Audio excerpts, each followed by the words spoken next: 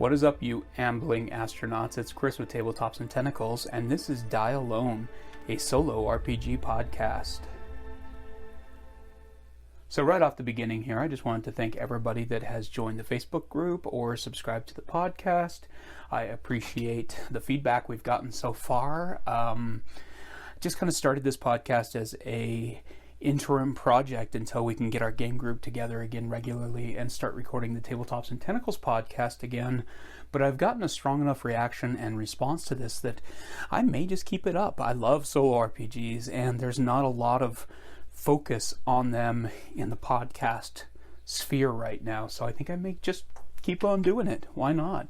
And to that end, if there's something that you think I should be playing on the podcast, let me know. I'm focusing on one RPG each week to play, then I talk about it the next week and introduce the next RPG I'll be playing. We also have a Facebook group, and I just started up an official Die Alone Twitter account as well, and that's under Die Alone RPG over on Twitter if you want to join us there. My Deeply Dapper account on Twitter is, well, it's a little bit of everything because I've got most of my art stuff through there. I have a pretty heavy horror group that's on there, as well as the RPGs and board games. So I thought starting up one that was sort of focused on solo RPGs, solo gaming, and just sort of the TTRPG world in general would be a good way to keep my brain slightly organized, which is saying a lot, frankly. One other note, I do have the recordings from one of my sessions of Long Haul 1983, and I just have to get in there and edit them to post, and I will be posting that as a bonus episode. I also have one of my playthroughs of the Wretched on there. I ended up having a little bit of let's say a falling out with my voice recorder I was using for these, and it decided to lose about half of the recordings that I had made, but luckily I did have some survivors, which is saying something for the Wretched, frankly. So I will be releasing those when I get a chance to hop on there and edit those together into a cohesive little bonus episode. I will also just be recording on my computer for the future because my Zoom H1 and I have had a falling out. So this week for Die Alone, I played The Wretched from Chris Bissette, and I hope I pronounced their last name correctly. I'm really bad with last names, and I apologize if I did say that incorrectly. In The Wretched, you're the last surviving crew member of the intergalactic salvage ship The Wretched.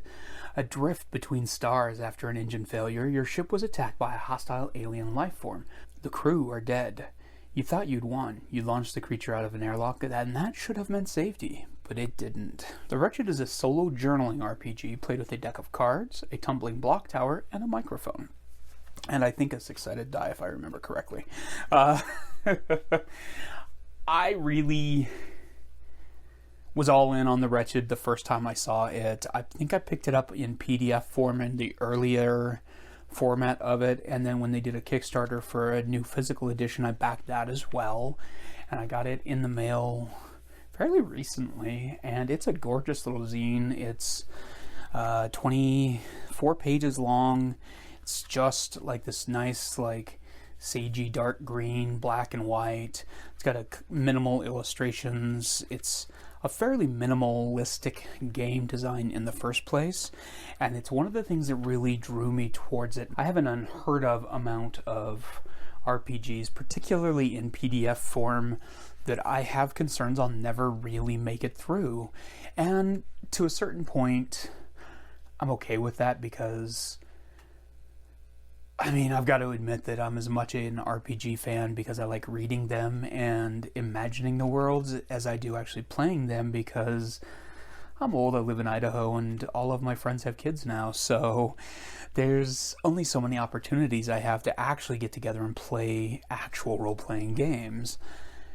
But that's one of the neat things about the solo ones, and that's one thing that I really like about some of these more recent indie solo games is that they are 25 pages and you can literally pull them out and start playing them without having to read 120 pages first. And I think that there's a place for both. I'm definitely going to be trying a bit of both. Ironsworn's sitting on my shelf begging to be played, and I can't wait to pull that out and play it at some point here. But in the meantime, I thought we would delve into some of these shorter format ones just because they're a little easier for me to get comfortable with playing solo RPGs. It's a very different mindset than playing with friends, and especially in a world where I'm typically the DM, sort of guiding the story and taking cues from what other people tell me is happening.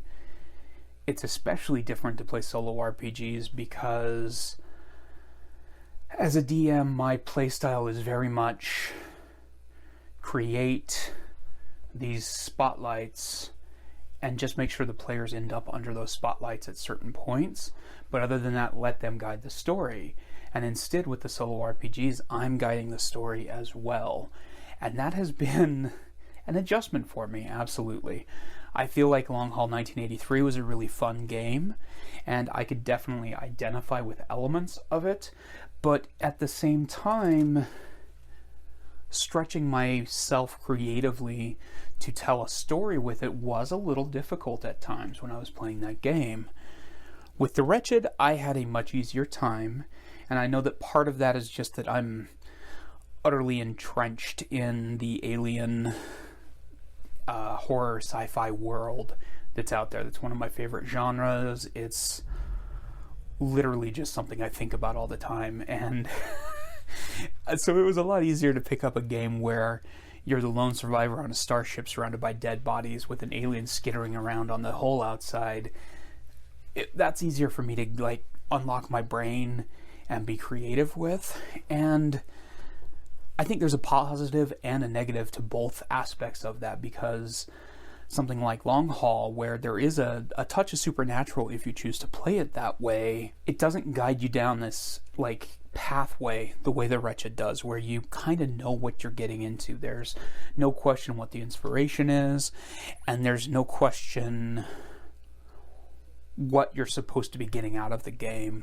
And I think as a new to solo RPG player, that's really beneficial. I feel like the more I play these, the more I'm going to get out of them. The more I'm going to enjoy the more unique and esoteric takes on them as well. I think that that's going to be a really cool thing. And I think especially if you're new to it, The Wretched's a great place to start because you know what you're playing with it. You're playing an astronaut on a derelict ship with an alien outside that's trying to get in to kill you. It's simple, it's kind of beautifully elegant in its design. Long Haul 1983 was based off of the Wretched and Alone system that Chris came up with, so this does play very similar to that, which was actually beneficial for me diving into this as well.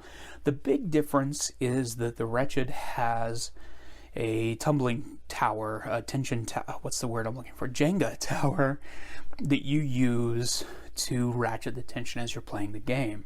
It represents the whole integrity of the ship that you're on. And that is it's a great mechanic that I missed out on the first time I played the Wretched because I didn't have a Jenga tower. And I'm kind of in awe at how simple and how much that enhances the gameplay with this system.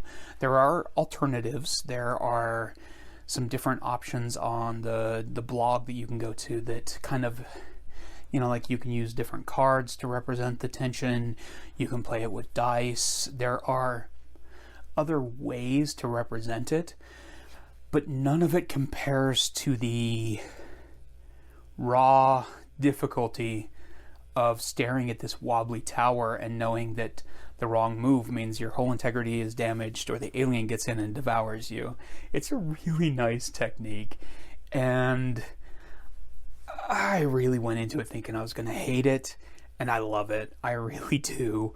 I really felt like it was unnecessary and superfluous to the gameplay, and that I shouldn't have to go get a Jenga tower to play this game, but legitimately it makes a huge difference to the enjoyment of this game when you're playing it, having that tower sitting in front of you threatening to fall at any given moment, particularly out here in my studio, because my studio is like a converted like shed out in the backyard, and I'm a big guy, and just my simple walking around made it wobble every once in a while, and I was like, oh, this makes it more tense.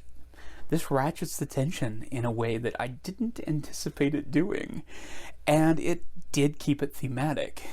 For me, that also meant that I basically had to play a game in one sitting, because there's no real chance the bull in the china shop that is me is going to survive with a half-built tower hanging out on his art desk for more than a day. But that's okay, because the Wretched plays really nicely in a session. It keeps it thematic. You can get into the mood with it. Chris did a soundtrack for it that you can find on Spotify. I got it as an MP3 as part of my Kickstarter backing thing, but it's available to stream for free on Spotify, and it's excellent. It's got just the right amount of ambient sound and music and atmosphere to really help you get into the mood while you're playing this game. And I highly recommend playing it while you're playing the game alongside it. So it's an interesting system. Basically, each day you draw a certain number of cards to represent what you have to do during that day. And each of the different suits represents a different part of your task. So hearts represent your ship's systems, the life support, the water purification, and that type of thing. When you draw a heart, you're interacting with them in some way, whether you're doing essential repairs or booting up a system that was previously dormant. Diamonds represent your ship's physical structures. When you draw a diamond, you're physically engaging with the ship, you're patching holes, you're sealing doors, accessing new areas.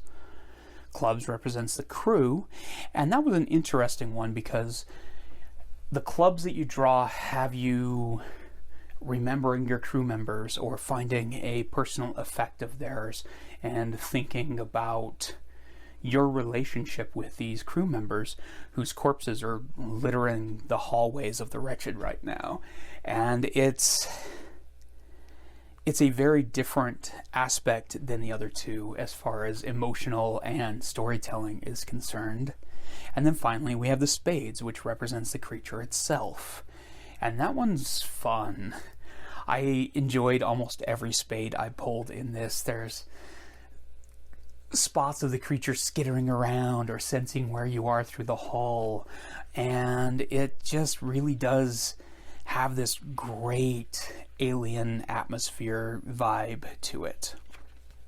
So one of the things you're trying to do in this is you are trying to activate the rescue beacon and hopefully keep it going long enough to either get your engines going or to be rescued. Spoiler alert, this doesn't end well most of the times you play. I think I remember reading something that it's like 1% win rate, if that. And the way I play, it's definitely not that. First of all, I'm not great at taking stuff off that Jenga tower. I have big meaty fingers and I've never played Jenga before. And so I have no idea what I'm doing with it.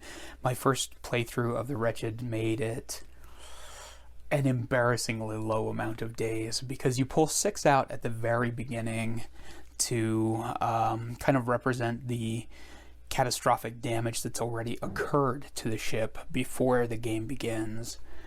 And I'm embarrassed to admit that the very first time I played this, I wrecked my ship before I'd finished recording my first day's log. So I'm just saying, like, if you're considering me as a member of your figurative crew on some sort of space voyage, you may want to check other resumes. But I do enjoy it. Luckily, the Jenga tower is really easy to reset, so that's okay. I like this game, though. It is fun, and all of the stuff that you do each day is very thematic for what's happening. Like, I had a sewage leak at one point, and I stumbled across a crew member's journal, and I had to use a key card to get into a room to get something. And each of those disparate events managed to start telling a story as I was playing each time. And even when I would get the same prompt, what I'd set up prior to that prompt was so different that it flowed really nicely into the story that I'd started creating. The one that I have the recording of that didn't get devoured by my evil recording device, it has a point in it where I have to go out and fix something on the hull, and the creature's been following me around inside it, so I use a key card to get in, to get a radio, to play the radio to distract the creature, and most of that just flowed through what I'd set up in the previous days in that adventure. It's really impressive. Like, so for something that's 24 pages, it's fairly minimal type. Like, in all honesty, you could probably fit this on 2 pieces of double-sided paper comfortably with the smaller font and everything. But the pacing on this is great. The use of dead space in the zine itself is effective at adding intentional pregnant pauses to the play as you're going, which is something that I am not great at as far as graphic design is concerned, and I have to applaud just the layout and the way it tells the story through the layout for something this simple. This has won all sorts of awards. There are a lot of games based around it now, and that's one of the things I love about the indie RPG scene, is that they're not precious about the things they create. They like to see people enjoying the worlds and the systems and the games that they've made. So most of these folks, when they make a game, they make the system, the SRD reference document, available to other creators to hack and modify and make something special and different with it, and they're all so supportive of these other creations. And yeah, part of it's, I went out and bought the Wretched because I was going to play some of the other games, or Mothership. I did the same thing. I picked up Mothership because I wanted to pick up some of the other adventures other people had made for it. But there's also just this feeling of like community and fun with it, and you get to see a different hack of the same general system. And playing this one and Long Haul 1983 right after another like this really did drive some of that home. It's kind of neat. I'm really enjoying this so far. So that was The Wretched. I obviously recommend it highly, especially if you are new to the solo RPG world and you're looking for something that hits that horror sci-fi vibe.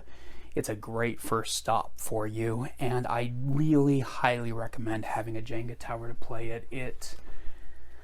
That is not a sentence I thought I was going to say, but it really does change the gameplay so dramatically that I can't see myself playing The Wretched without that tower active again.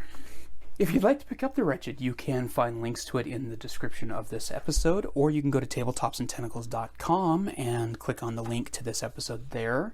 And you can find links to the game in physical form at loottheroom.uk, and I actually have a coupon code from Chris on there that you can use to save 15%, and that is 3Die6, which is the name of my RPG I did, and you can save 15% off. You can also find it on itch.io, and I think it's probably on DriveThruRPG as well. They also have a Loot the Room Patreon that is patreon.com/loottheroom, and Chris is pretty active on Twitter under Pangalactic. I definitely recommend checking this out, and I'm a big nerd for the physical copy, and I think that the physical copy is well worth it. And make sure you get the soundtrack to play while you're playing this too, because man, the soundtrack's really great and it really does add to the atmosphere.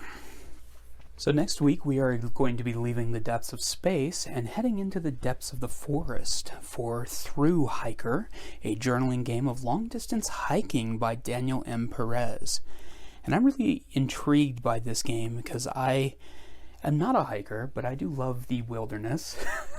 And I've had a couple of friends that hiked the AT, and I used to live out in Maine, not too far from one of the major on spots for that trail. And so I've walked parts of the Appalachian Trail a little bit, and this is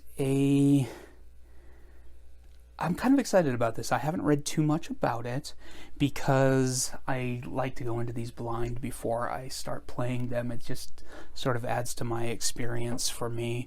But Through Hiker is a journaling game which tells us stories of hiking a long-distance trail. Using your writing instrument of choice, a pack of playing cards, and a series of writing prompts, you create stories of the joys and challenges of being on the trail for days, weeks, or months at a time. And I think that this is a really cool concept for that, because the long distance hiking thing really does, it has this strange element of both community and alien loneliness that is very suitable for a solo RPG subject matter.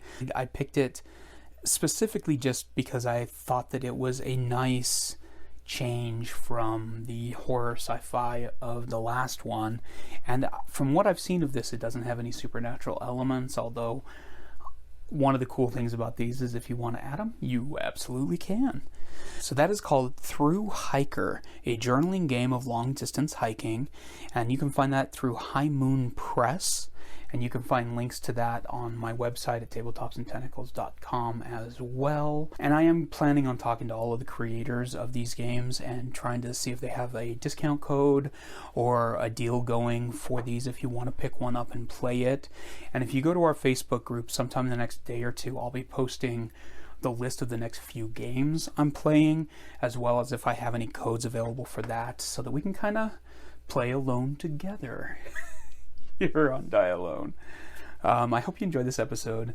I'd like to clarify that my allergies have been absolutely killing me this week, and recording this episode was a little bit of a struggle, so it's coming out a little later than I'd planned, and I can't promise you that it's not a little rambling, because I'm a little rough right now, I'll say that much. In fact, one, I don't remember if it's the one that I'm going to be posting of the Wretched or not, but I had to invent a virus that was making me sick because I was sneezing and choking on my own brain trying to kill itself while I was recording it. So, hey, yay, spring is here.